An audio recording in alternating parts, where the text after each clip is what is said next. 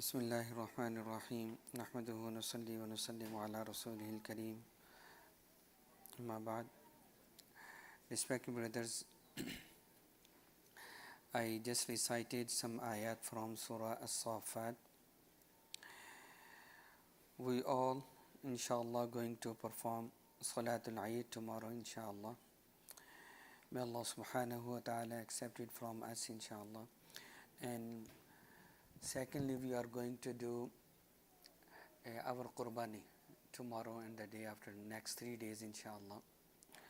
And whoever is performing Hajj, now they are moving towards Muzdalifah, from Arafat to Muzdalifah, and they are performing Salatul Maghrib and Salatul Isha over there. We can see even it is recommended whenever the Salah time comes, we pray Salah right away.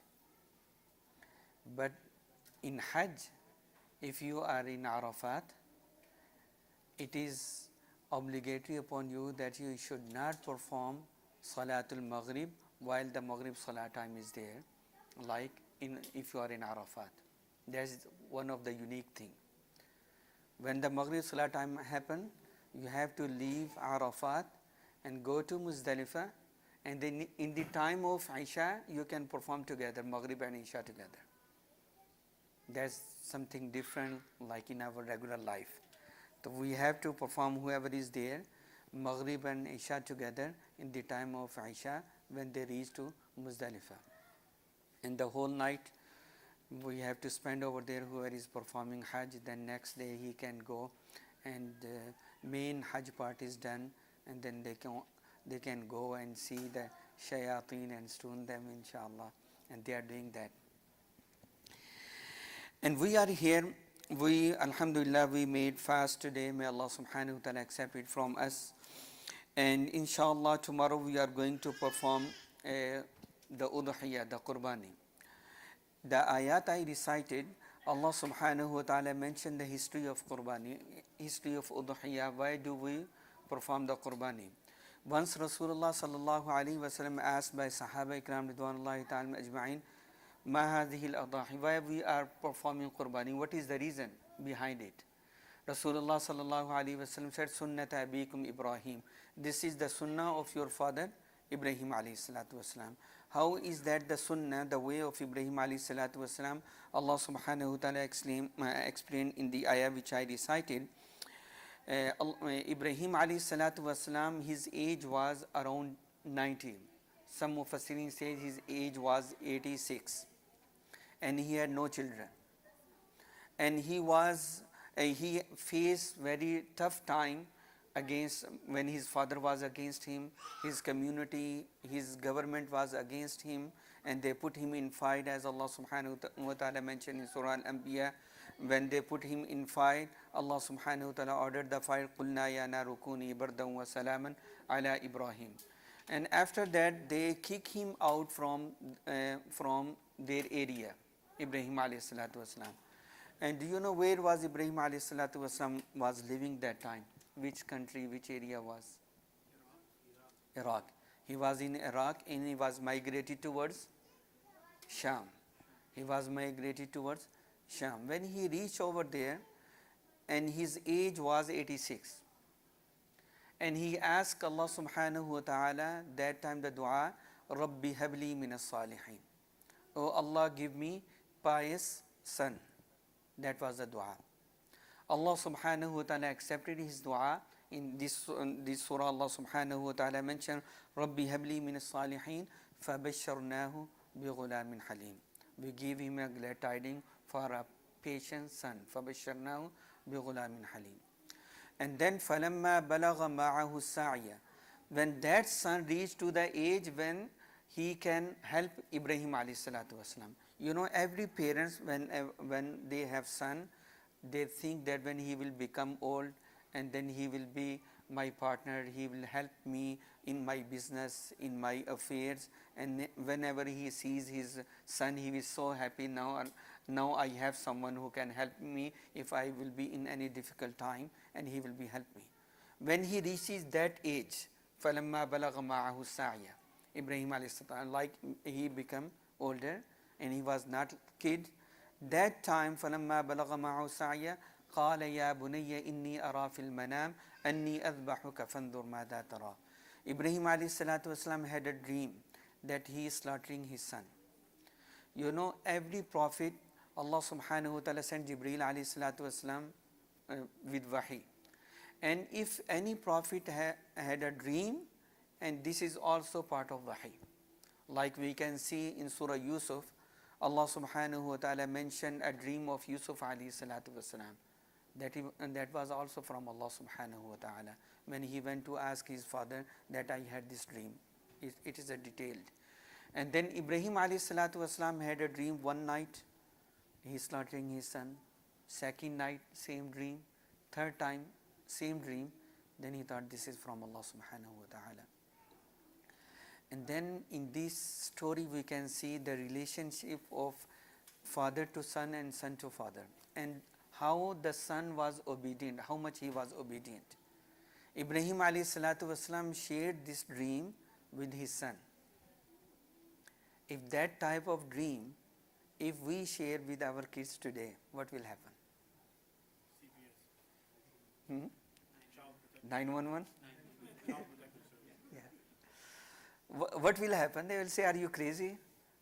Take you somewhere like some doctor and see, and you have to be tested that what's going on with you. You didn't sleep well and something like that. Even though that dream is beyond, even though regular affairs we can see, we have lot of time argument with our kids. They don't accept.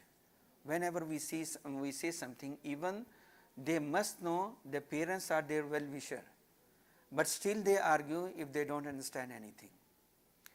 This story of Ibrahim alayhi salatu wasalam and Ismail alayhi salatu wasalam, and Ibrahim alayhi salatu wasalam and his father Azar, we can see all the stories.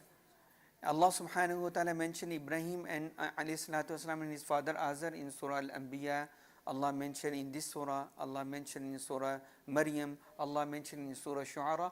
We can see how politely Ibrahim alayhi salatu wasalam was talking to his father, Ya abati, Ya abati, Ya abati, Ya abati, and oh my beloved father, oh my beloved father. Even Ibrahim alayhi salatu wasalam was prophet and his father was not prophet, but still he was talking in a very respectful way. And Ismail alayhi salatu wasalam, when Ibrahim alayhi salatu wasalam said, فَلَمَّا بَلَغَ مَعَهُ السَّعْيَ يَا بُنَيَّ إِنِّي أَرَى فِي الْمَنَامِ أَنِّي أَذْبَحُكَ فَانْظُرْ مَاذَا تَرَى. I have seen that I am slaughtering you.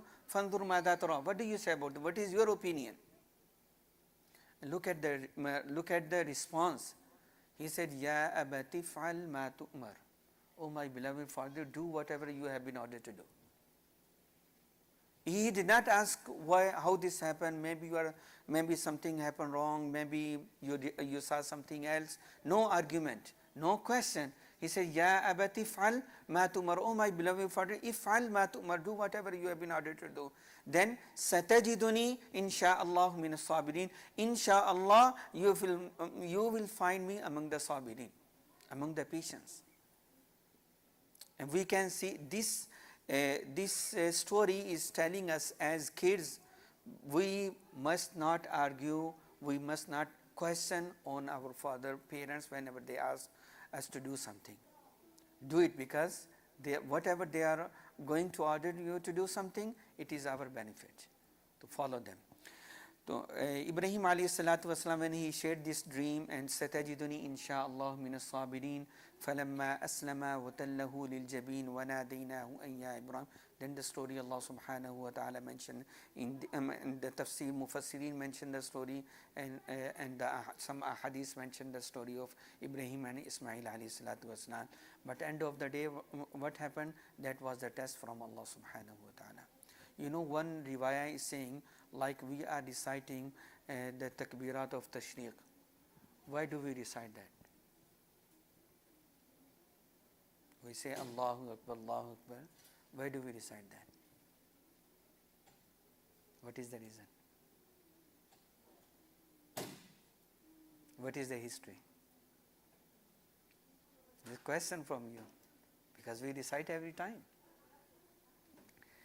Some muhaddithin, they says, when Ibrahim alayhi salatu wasalam was slaughtering his son Ismail alayhi salatu wasalam, Jibril alayhi salatu wasalam came with the sheep, and when he came to Ibrahim alayhi salatu wasalam, and then he alert Ibrahim alayhi salatu wasalam by saying Allahu Akbar, Allahu Akbar. Then in the reply, Ibrahim alayhi salatu wasalam said, La ilaha illallah Allahu Akbar. And Ismail alayhi salatu wasalam was under his like seeking, and he was slaughtering him. And Ismail alayhi salatu wasalam said, Allahu Akbar, walillahi alhamd. That's why we say Allahu Akbar, la ilaha illallah, Allahu Akbar, walillahi alhamd. Jibril alayhi salatu wasalam said to alert Ibrahim alayhi salatu wasalam. Then second part Ibrahim alayhi salatu wasalam replied, and the third part Ismail alayhi salatu wasalam replied. But Rasulullah sallallahu alayhi wasallam said after that, this is the sunnah of Ibrahim alayhi salatu wasalam, and Rasulullah sallallahu alayhi wasallam used to do since he moved to Madinatul Munawwara. Rasulullah sallallahu alayhi wasallam was performing the qurbani every year, and once Rasulullah sallallahu alayhi wasallam he slaughtered 2 sheep, one from him and one said it is from all my ummah. And that's why based on that hadith, but that sunnah of Rasulullah sallallahu alaihi wasallam, that he performed the qurbani for the entire ummah, the scholar says if you can afford, you should perform the qurbani for Rasulullah sallallahu alaihi wasallam if you can afford. And Sayyidina Ali radiallahu ta'ala used to perform qurbani after that every year for Rasulullah sallallahu alaihi wasallam. If we can afford the qurbani, we can do from our side and also for Rasulullah sallallahu alaihi wasallam. And who should do the qurbani? There is a difference of opinion. Imam Abu Hanifa rahimahullah says, Man wajada lahu si'atun, whoever can afford the qurbani, he must do the qurbani. Because the next part of this hadith, Rasulullah sallallahu alaihi wasallam said, who can afford the qurbani but he cannot do it, he should not come close to the prayer area. He is not allowed to perform Salatul Eid. He has no celebration because he could afford the qurbani but he did not afford the qurbani. So that's why if you, based on this hadith, Imam Abu Hanifa rahimahullah says, if you can afford the qurbani is wajib upon you. Like not one from all household side. Like if wife can afford the qurbani, she must do qurbani for her. If husband can afford the qurbani, he should do for himself. If kids are living with them and they can afford the qurbani, they are independent and they can afford the qurbani, they must do the qurbani, not from one from household. This is the opinion of Imam Abu Hanifa rahimahullah.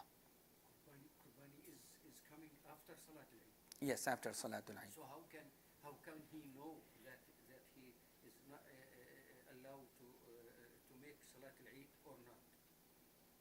Before he has to make the intention that I am going to, yeah, because whoever is going to perform qurbani tomorrow, he already made intention, he bought his animal or he sent his money somewhere that he will do the qurbani tomorrow, and then first he will perform salah, then he do the qurbani. Understand? He must has an attention. Yes. Before the salah. Yes, before the salah. Yes, he must arrange the qurbani before the salah because he is going to perform the qurbani. And then third thing, I want to mention, many of us we perform the qurbani overseas, and we do not do the qurbani over here. It is recommended, the sunnah of Rasulullah sallallahu alaihi wasallam, for 2 Eid. Eid al-Fitr, he used to eat something before going to Eid. And for Eid al-Adha, he was not eating anything before Eid, and he used to eat after Eid from his qurbani. And this hadith and this sunnah is saying that we should perform qurbani over here. Okay? And we can start our eating for Eid day from our udhiyah, from our own qurbani, if you can do it. But nowadays it's very hard for us because we have to travel from one place to another place, maybe 1 hour, 2 hour drive, then waiting over there. But still we should do qurbani, and then we must eat from our qurbani, because many times people think that this qurbani is for ghuraba, for miskin, for poor people. No, it's for you as well, because Rasulullah sallallahu alaihi wasallam used to eat from his own qurbani. So that's why we should divide our qurbani in three parts: one for ourselves, one for our friends, and the third one for the ghuraba, for the miskin. So that's why we make sure that whenever we are having, that's if you are doing multiple qurbani, like at your home you are doing 2 or 3 or 4 qurbanis, then you can do 2 qurbanis overseas and 1 over here. But at least do 1 over here to show, to see, to do effort, because qurbani means you have to do qurbani, not just sit at home and order the qurbani and the meat is coming at your home. No, make your effort, because Rasulullah sallallahu alaihi wasallam, when he did the qurbani and he calls, I guess Umm al-Mu'mineen Sayyida Aisha radiyallahu ta'ala anha, he called her to come next to your qurbani, because your qurbani is going to be sacrificed, that you should stand next to the qurbani, then you will understand what you are doing. So that's why we have to travel, we have to do our own qurbani, to go there, take your kids, and they will learn something, that what we are going to do over here, inshallah. So at least my recommendation, if we can afford the qurbani, 1 qurbani must do over here, the rest you can send somewhere else, inshallah. Yes.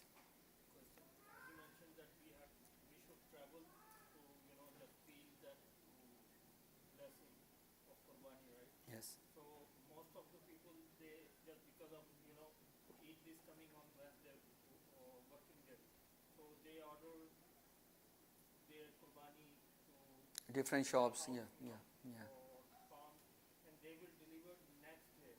Yes. So as you mentioned that we should eat from our qurbani or meat. So meat is coming tomorrow, next day. Yeah. So what So we cannot fast, because fasting is haram on the day, but that is just struggle. That is just struggle. We should do that. The ahmiya, the importance is showing by this. Yeah. doing qurbani is Yeah. here, but Yeah. meat is coming next Yeah. day. So Yeah. Yeah. Yes, you can. You can eat, but in the same time, this hadith, the sunnah of Rasulullah sallallahu alaihi wasallam is showing the effort, and then the ahmiya, the importance of the towards the qurbani, because many people I know, whenever I talk to them, do qurbani over here. No, this is not for us. We eat the whole year. There's poor people, they don't eat. That's why I'm sending over there. No, this is for you. You should eat it first. You should feel it first. You should eat it first. Then you can, the remaining you can send to, you can give it to poor people, inshallah. Yes. Just 2 things. I don't think you mentioned the second opinion. You mentioned the opinion of the Ahnaf. Yes. The other opinion, they are saying that they are doing 1 qurbani for the all household. Yeah. The issue that I have with the overseas is because sometimes they slaughter before you do the prayer, and the hadith in Bukhari and Muslim is very clear that the Prophet ﷺ said you have to do the After Eid. After the Eid. Yes. So now, if they do it before you pray, it's not considered you completing. No, it's very easy, because it's not will be considered like that, because we perform Eid Salah in the cities. In the villages we cannot perform Eid, because Eid Salah is not wajib in the villages. Even in Muslims country, even in Saudi Arabia, in Pakistan, somewhere, if the Eid is not happening in any area, because the requirement of Eids are not there, what should they do in that area, those people? They should go where people are praying the Eid prayer. They should go to the masjid where No, people are praying the Eid. no. They can slaughter their Eid after Salatul Fajr, when the sun rise up, and that time they can do the qurbani, if there is no Eid. So that's why, based on that, even if you are here and qurbani is happened somewhere else, and if the Eid happened over there, the Eid Salah happened over there, then your qurbani will be accepted even you are here, because you can see we made fast today Yawmul Arafah. In Pakistan, they are performing Yawmul Arafah is tomorrow for them, because they are fasting tomorrow. They are not fasting today. Understand? In Pakistan and other part of the world, they are doing Qurbani. Yawmul Arafah at the 9th of Dhul Hajj will be tomorrow, on Tuesday, and they are performing the first day of Eid will be Thursday, and our first day Eid was on Tuesday. Okay, is that right? Yeah, but you can tell any. Wednesday, sorry, Wednesday. Yeah. But you can tell any of these organizations to do the slaughtering on the second day. Yeah, you can do it, but the mas'ala is, if you ask the mas'ala is, it will be depend on the location. If your Qurbani in that location where the Eid is happening before or after, then the mas'ala will be over there. We will see the condition of that area. So if that area has Eid prayer. Yes. Then they can do after Eid. Your Qurbani they can do after Eid. Like if anyone is doing Qurbani in overseas in Pakistan, let's say, if one is doing Qurbani in Pakistan, their first day will be on Thursday. They can do Qurbani after that. But don't think that we perform Eid on Wednesday and they can do Qurbani after our Eid. After our Eid in Pakistan, their Qurbani will not be accepted. Do you understand? Yeah, but that's because they're two different days. Technically, they. Yes. So that's why the same thing for the masala, the situation you mentioned. But what if it was the same thing? What if the people in Pakistan were celebrating Eid and fasted today? Yes, then they should do after that when you Eid perform. Allah knows best. الاجتهاد مع النص. Hmm? لا اجتهاد مع النص، والنص يقول إذا يعني الأضحية تكون بعد صلاة العيد، نعم. وإذا كانت قبل صلاة العيد فهي صدقة. نعم. إذا يعني لا اجتهاد. لا يستاهل. نعم. حتى لو كان في باكستان يعني بعد يوم، يعني عيد الأضحى يوم الجمعة، فإنه بعد صلاة العيد. نعم. نعم. الحمد لله رب العالمين، والصلاة والسلام على سيد الأنبياء المرسلين. ربنا آتنا في الدنيا حسنة وفي الآخرة حسنة وقنا عذاب النار. اللهم أحسن عاقبتنا في الأمور كلها وأجرنا من خزي الدنيا وعذاب الآخرة. اللهم أعنا على ذكرك وشكرك وحسن عبادتك. اللهم إنا نسألك تمام العافية. اللهم إنا نسألك دوام العافية. اللهم تقبل منا صلاتنا. اللهم تقبل منا قيامنا ودعاءنا. اللهم تقبل منا صيامنا. اللهم اغفر لنا وارحمنا وأنت خير الراحمين. اللهم ارزقنا وأنت خير الرازقين. فاطر السماوات والأرض، أنت ولينا في الدنيا والآخرة. توفنا مسلمين والحقنا بالصالحين. وصلى الله تعالى على خير خلقه محمد وآله وصحبه أجمعين.